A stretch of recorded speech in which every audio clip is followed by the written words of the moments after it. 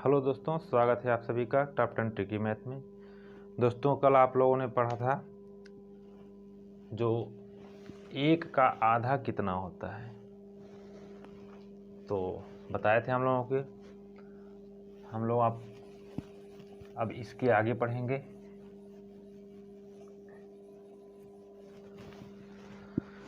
इसके आगे वाला क्वेश्चन जो है थोड़ा सा अच्छा आएगा अब।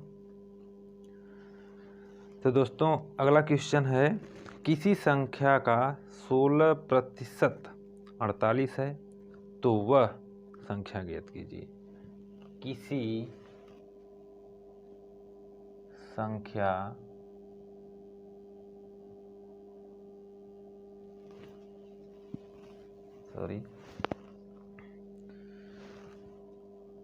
किसी संख्या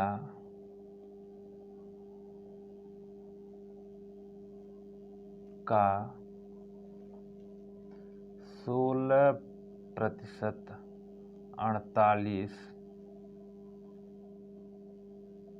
है, तो वह संख्या ज्ञात कीजिए।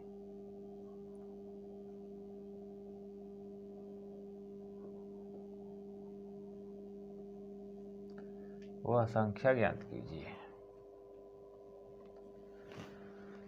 दोस्तों, किसी संख्या का 16% 48 है। अब सोचिए, किसी भी संख्या का 16% 48 है, तो वह संख्या क्या होगी? तो सीधी सी बात है, अगर हम ट्रिकी को न लेकर के चले तो मानते हैं वह संख्या क्या होती है। माना वह संख्या यक्स। अगर ट्रिकी को लेकर के चलते हैं तो संख्या 48 16% की है, तो 48 16% की, यानी कि उसका एक भाग क्या होगा 3 के, तो उसका 100वां भाग क्या होगा, यानी कि 300। तो वह संख्या क्या होगी 300। लेकिन इस तरह से निकाल कर देखते हैं हम कि वह संख्या यक्स है। ठीक, तो 16% यानी कि यक्स का 16%, तो यक्स का 16% बटे 100 कितना है 48 है। तो यह यहाँ पे भाग में है, उस पक्ष में जाएगा तो गुणे में हो जाएगा। तो यक्स गुणे 16 बराबर 48 गुणे 100, यानी 4800 हो जाएगा। यहाँ पे यह यक्स के गुणे में है 16, तो उस पक्ष में जाएगा तो भाग में हो जाएगा, यानी 4800 बटे 16, 16 तिया 48। यहाँ भी निकल गई वही जो यहाँ पे आया हुआ था, यानी कि वह संख्या क्या हुआ, वह संख्या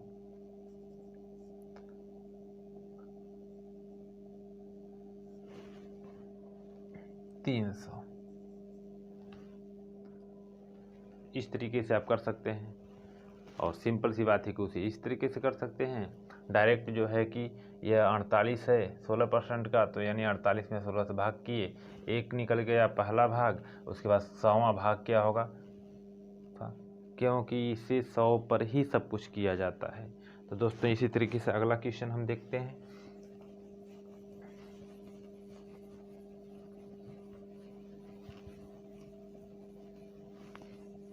अगला क्वेश्चन है दोस्तों, किसी संख्या का 17% 68 है। किसी संख्या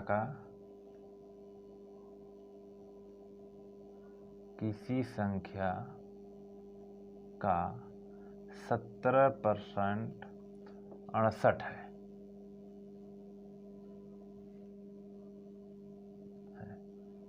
तो वह संख्या ज्ञात कीजिए।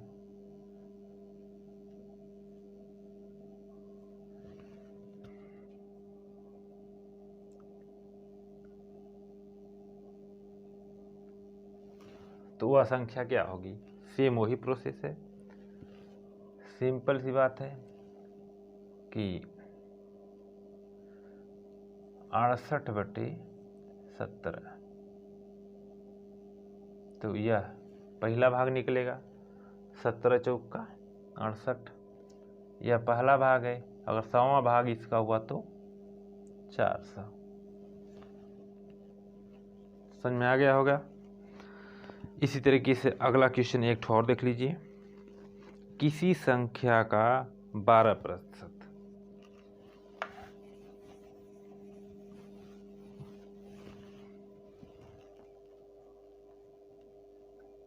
किसी संख्या का 12% 72 है, तो 72 है तो उस संख्या का 44% कितना होगा? उस संख्या का 44% कितना होगा?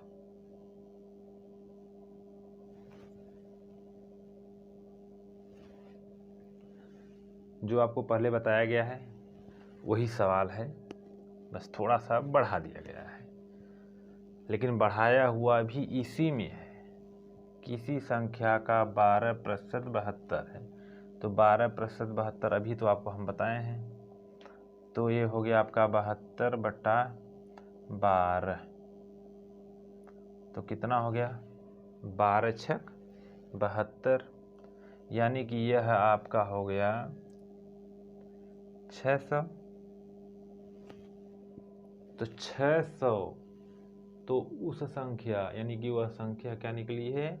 600, तो उस संख्या 44% कितना होगा संख्या का? तो यानी कि 600 का 44% क्या होगा? 6 चौका 24, 6 चौका 24 2 26, क्या होगा? 264। समझ में आ गया? आप लोगों को समझ में आ गया होगा दोस्तों। इसी तरीके से देख लीजिए अगला सवाल। अगला क्वेश्चन है, किसी कक्षा में 75% विद्यार्थी पास हुए। किसी कक्षा में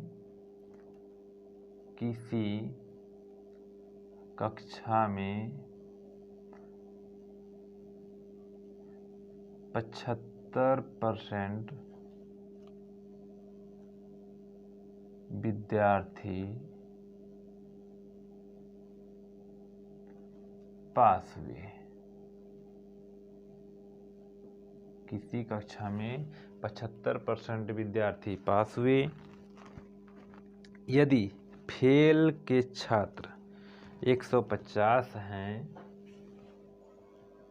यदि फेल के छात्र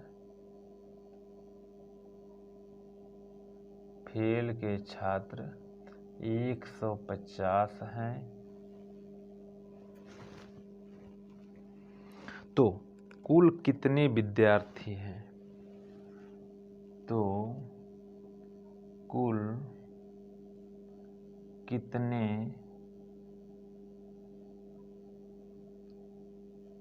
विद्यार्थी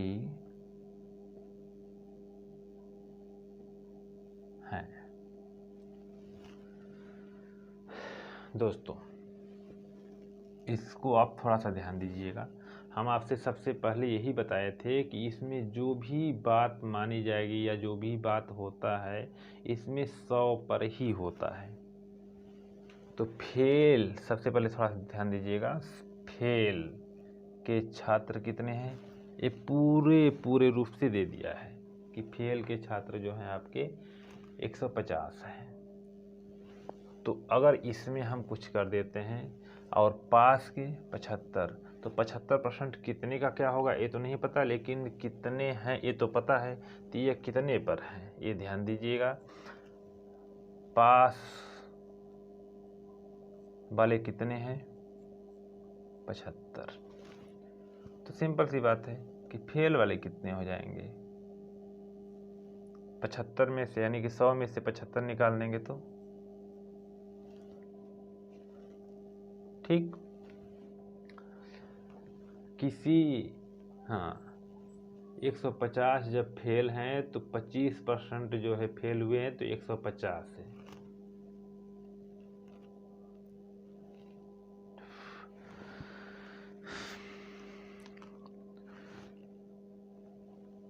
तो इसमें आप ध्यान दीजिएगा थोड़ा सा, 25% यानी कि 25% जो है 150 विद्यार्थी, 25% 150, तो 25 छः का कितना हो जाएगा? यानी 1% अगर विद्यार्थी फेल होते हैं तो वह 1% विद्यार्थी अगर फेल होते हैं तो 6 विद्यार्थी होते हैं। तो 1% में अगर 6 विद्यार्थी हो रहे हैं तो फेल होने वाली संख्या 75% थी, और वो पूछ रहा है कुल कितने हैं। तो कुल सिंपल सी बात है कि 100 होते हैं, परसेंटेज 100 पर ही होता है। तो ये हो जाएंगे 6 गुणे 100, यानी कि कुल विद्यार्थियों की संख्या कितनी आ गई? 600। बस यही प्रोसेस था। किसी कक्षा में 75% विद्यार्थी अगर हैं, पास हो रहे हैं, तो बचे हुए कितने परसेंट होंगे? 100 में से इसी को निकाल दिएगा। जो भी चीज़ हो, 60%, 70%, 95%, तो 100 में से उसको निकालेंगे और इसी प्रोसेस पे हम उसको निकाल देंगे। तो सबसे पहले 1% का निकालना होता है कि 1% जो है कितना होता है। समझ में आ गया होगा आप लोगों को?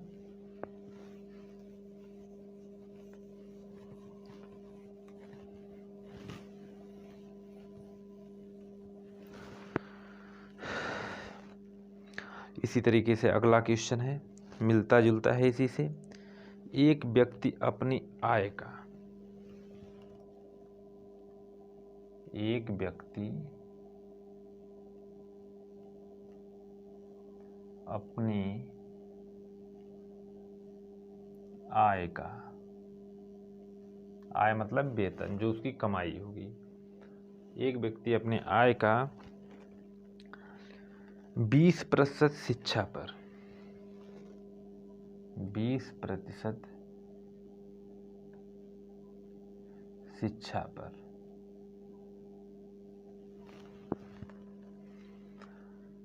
40% भोजन पर, 40% भोजन पर,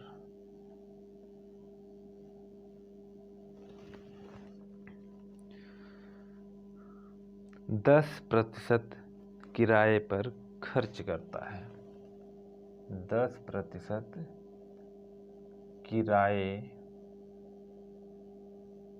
पर खर्च करता है।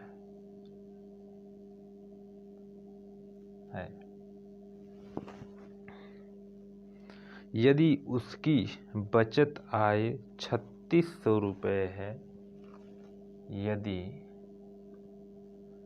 उसकी बचत आय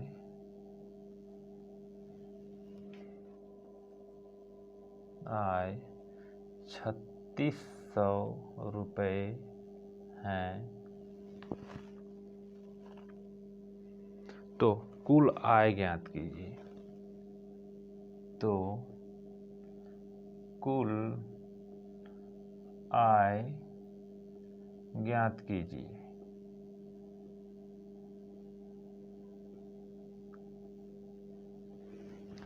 सेम वही प्रोसेस है जो इसके पहले सवाल लगाया गया था, एकदम सेम वैसे ही, थोड़ा सा परिवर्तन है, थोड़ा सा बढ़ा दिया गया है और कुछ नहीं है।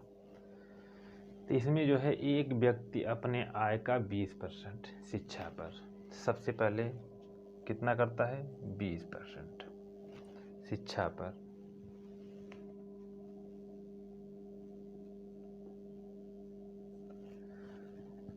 40% भोजन पर।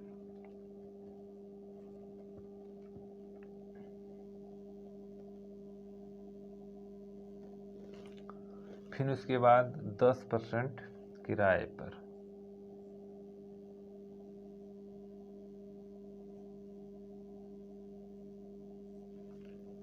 उसके बाद और कहीं खर्च नहीं करता है। उसमें जो है उसकी बचत कितनी होती है, 3600 रुपये। तो खर्च कितना किया, देखिए अब वही बात आई है जो पहले था। तो खर्च जो कर रहा है वह कितना परसेंट कर रहा है, 20, 40, 60, 10, 70%।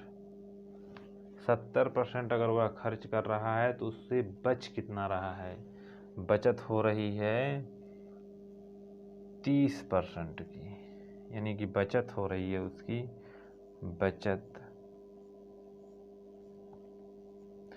30% की। तो 30% में वह कितना बचा लेता है, 3600। 30% में 3600 बचा लेता है।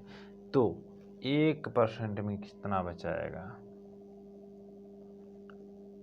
यह इससे कट गया, 3 एकन्नम 3 और 3 दूना के 6, ये 0, यानी 1% में वह 120 रुपये बचाएगा। यही न, एक में वह 120 बचा, तो कुल आय यानी कि 100% कितना बचाएगा वो, तो 100% जब यानी कि 100% बचाना होगा उसे, यानी कि हो जाएगा 12, यानी 120 या 00, यानी कि 12,000 रुपये। जब उसका कुल आय बचेगा तो यानी कि उसका टोटल कुल आय यानी टोटल इनकम ही यही होगी। हमें उम्मीद है दोस्तों कि ये अच्छी तरह समझ में आ गया होगा आप लोगों को। इसके पहले भी जो क्वेश्चन आप लोगों को बताया था वो भी समझ में आ गया होगा।